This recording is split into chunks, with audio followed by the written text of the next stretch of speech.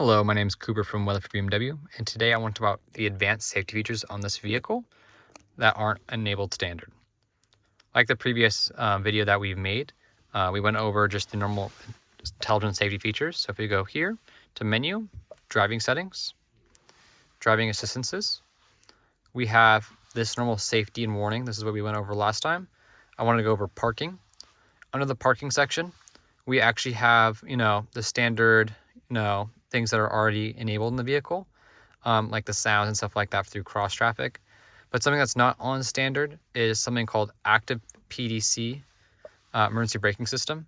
So what this does is it does emergency braking at the rear and the sides. If you'd like, you could choose which one you want in emergency situations. So if you have the emergency brakes at the rear, what this does is if, for example, you're backing up and you're something about to hit an object, it'll actually then brake for you.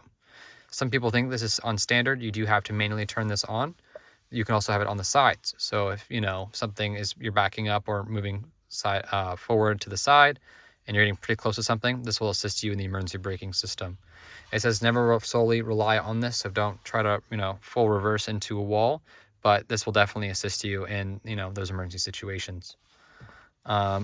Moving back over here, we have something called drive off monitoring. This is pretty handy. What it does is it actually limits your speed when driving off in an obstacle detection area.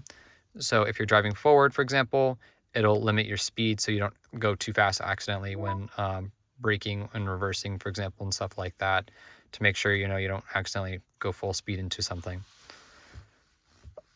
And yeah, so these are definitely things we recommend activating your vehicle. For example, if the PDC is not loud enough, you could, of course, make it louder or make it quieter, depending on your needs.